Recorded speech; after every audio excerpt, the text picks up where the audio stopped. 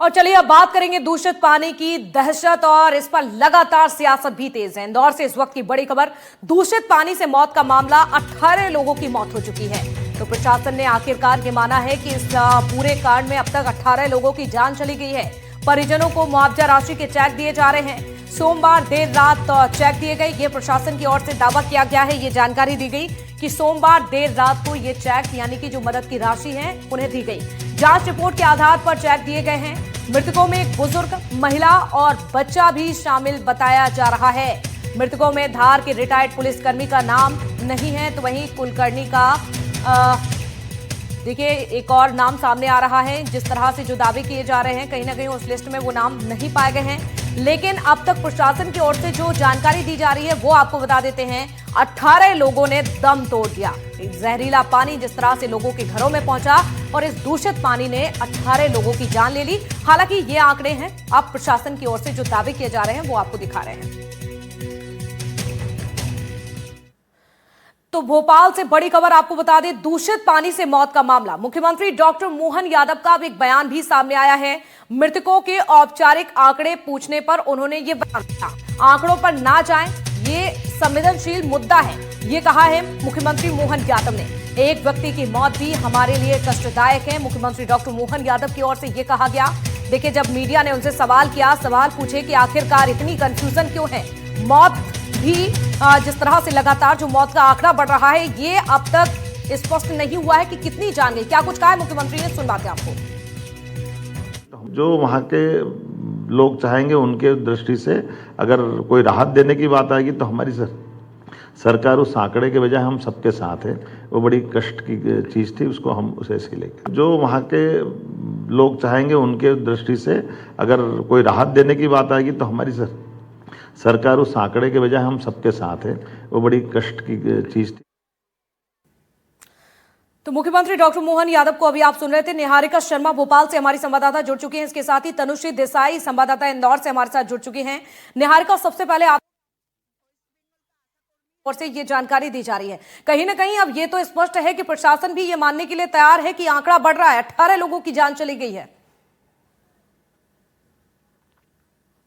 बिल्कुल आप सही कह रही है साक्षी। अगर हम देखें तो कुछ ही देर पहले सूबे के मुखिया यानी कि मुख्यमंत्री डॉक्टर मोहन यादव की प्रेस वार्ता थी। उस वार्ता के दौरान ये सवाल पूछा गया कि औपचारिक आंकड़े इंदौर की मौत के कितने हैं, क्योंकि अभी तक औपचारिक आंकड़े सामने नहीं आए हैं और ये एक डाउट सभी के दिमाग में बना हुआ है कि 16 मौतें हैं, 17 मौतें हैं, 18 मौतें हैं या फिर इससे भी ज्यादा मौतें हैं। यही कारण था कि जब सवाल पूछा गया तो मुख्यमंत्री डॉक्टर मोहन यादव ने भी ये सवाल टालने की कोशिश की, लेकिन फिर उसका जवाब गोलमोल तरीके से दिया और उन्होंने कहा कि हम आंकड़ों पर नहीं जाएंगे, ये एक संवेदनशील मुद्दा है, आंकड़ों पर ना जाकर हम सभी के साथ हैं और जैसा भी वहां के लोग चाहेंगे, जो भी लोग पंजीयन कराएंगे, जैसा लोग वहां के चाहेंगे, जैसा वो बोलेंगे, उस तरह से काम होगा। ये एक कष्ट की घड़ी है। एक मौत भी, अगर किसी एक व्यक्ति की भी मौत होती है तो वो भी कष्टदायक है, इसलिए हम आंकड़ों पर ना जाते हुए हम उनके साथ मौजूद रहेंगे, उनके साथ खड़े रहेंगे और जिस तरह से उन्हें जरूरत होगी वो देखेंगे। लेकिन आप जैसे देख रहे हैं, इंदौर के जो आंकड़े सामने आ रहे हैं वो काफी चौंकाने वाले हैं, क्योंकि ये एक बार या पहली बार की घटना नहीं कि इस तरह से वहां पर कुछ हुआ हो। देश की सबसे स्वच्छ शहर और उसके बाद अगर इस तरह की घटना वहां पर होती है तो वो चौंकाने वाला है। लेकिन हम लोग जिस तरह से मुख्यमंत्री डॉक्टर मोहन यादव से एक जवाब एक्सपेक्ट कर रहे थे, वो जवाब हमारे सामने नहीं आया, जिसके चलते उन्होंने तो ये बात को टालने की कोशिश की, लेकिन लोगों में भी नाराजगी जरूर होगी, क्योंकि वो आंकड़ों को अब टालते हुए ये कह रहे हैं कि संवेदनशील मुद्दा है, लोगों के साथ हम मौजूद हैं। जी बिल्कुल, और बयान भी कुछ अलग अलग सामने आ रहे हैं। पार्षद की ओर से कुछ और कहा जाता है, मंत्री जी कुछ और जवाब देते हैं। लगातार हम देख रहे हैं कि कहीं ना कहीं प्रशासन की जिस तरह से जिम्मेदारी होना चाहिए, कहीं ना कहीं उसमें भी सीधे तौर पर लापरवाही देखी जा रही है। तनुश्री, आपका रुख करूंगी। अभी बताइए जरा, अभी इंदौर के क्या हालात हैं? भागीरथपुरा में किस तरह का पानी जा रहा है और अभी स्थिति यहां पर कैसी है? जो लोग एडमिट है उनका इलाज किस तरह से चल रहा है?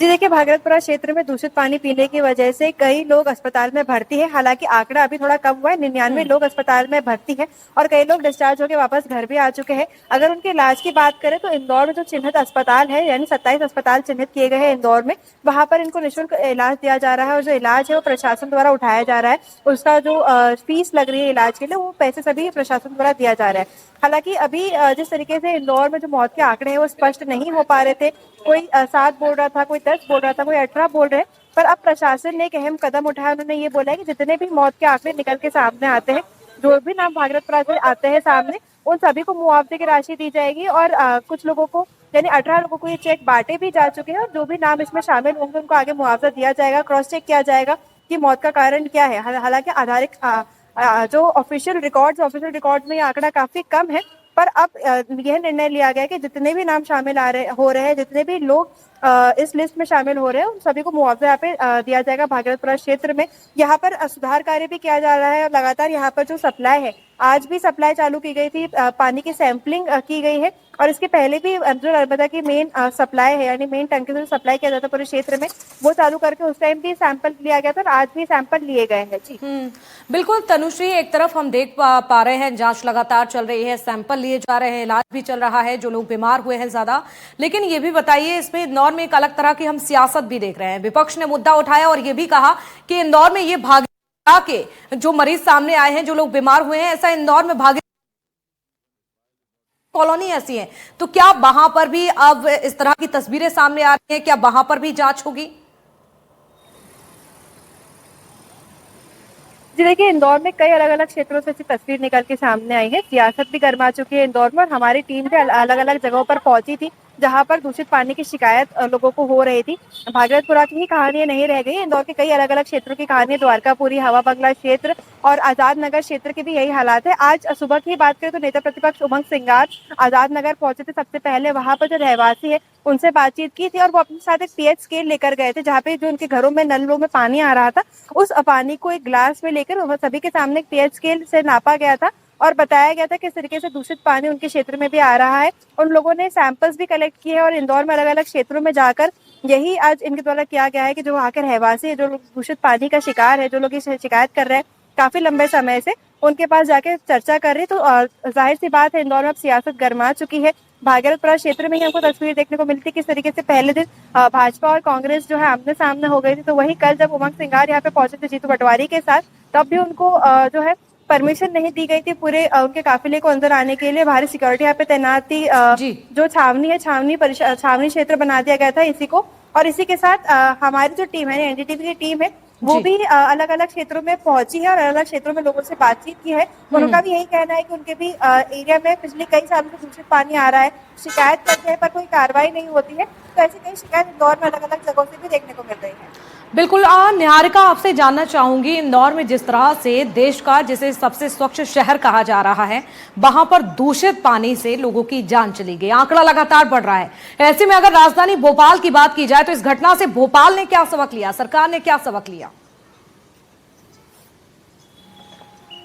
देखिए, सरकार के सबक की अगर हम बात करें तो फिलहाल यहाँ ऐसा कोई सबक लिया नहीं गया है। हालांकि कांग्रेस ने ये यहाँ पर भी दावा किया है कि कई ऐसी टंकियां हैं जिसमें गंदा पानी सप्लाई हो रहा है, जो टंकियां हैं वो काफी समय से साफ नहीं हो रही है। कई ऐसे यहाँ पर की भी पाइपलाइंस है जो सीधे पेयजल में जाकर मिल रही है, फिर वह चाहे ड्रेनेज की हो और फिर पेयजल की हो, दोनों आपस में मिलकर जो पानी फिर यहाँ पर मलमूत्र है वो लोगों के घरों तक पहुंच रहा है। कई बार यहाँ पर जो परिषद की बैठकें थी उसमें भी सवाल उठाया गया था कि पानी स्वच्छ लोगों को नहीं मिल रहा है। अगर हम बड़े तालाब से सप्लाई होने वाले पानी की बात करें तो उसे कई बार करार दिया गया था कि वो पीने लायक नहीं है। फिर भी सरकार ने कहीं ना कहीं ये दावे किए कि नहीं, वो पीने लायक है, उसे बनाया जाता है, फिल्टर किया जाता है, फिर ही लोगों के पास पहुंचता है। जैसे कि आप पूछ रहे सरकार ने क्या सबक लिया, फिलहाल सरकार द्वारा यहाँ पर किसी भी तरह का कदम नहीं उठाया गया है, कोई सैंपलिंग यहाँ पर नहीं हुई है। अगर सवाल यहाँ पर खड़े हुए उसका भी सरकार ने फिलहाल जवाब देने की जरूरत नहीं समझी है। लेकिन कल कांग्रेस के कुछ पार्षद जगह जगह पहुंचे थे, उन्होंने पहुंचकर यहां पर सवाल उठाया कि ये किस तरह से पाइपलाइन का इस्तेमाल किया जा रहा है जो लोगों को दूषित पानी पहुंच रहा है। क्या इंदौर जैसे और भी ऐसे शहर हैं जहां पर इस तरह से जहां पर ध्यान देने वाली चीजें होती है उसको नजरअंदाज किया जा रहा है? तो अब ये देखना होगा कि इसमें सियासत खत्म होकर असल में भूमि पर काम होता हुआ कब नजर आता है, जमीनी स्तर पर क्या वाकई में सरकार कठोर कदम उठाती है। क्योंकि एक तरफ तो अब सरकार कह रही है हम आंकड़ों की बात नहीं करेंगे, तो क्या अब वाकई यहाँ पर विकास कार्यों की बात होगी, ये देखना होगा। बिल्कुल निहारिका, और लोगों को सियासत नहीं चाहिए इन तमाम मुद्दों को लेकर। उन्हें चाहिए कि उनकी जो जरूरतें हैं, उनकी जो सुविधाएं हैं, कम से कम उन्हें वो तक तो दिया जाए, पानी तो दिया जाए। चलिए, शुक्रिया आपका बहुत जानकारी देने के लिए। निहारिका, आपका भी शुक्रिया और तनुश्री आपका भी। तो देखिए, इंदौर के मामले में लगातार सियासत बढ़ती हुई नजर आ रही है, एक तरफ आंकड़ा भी लगातार बढ़ रहा है। चलिए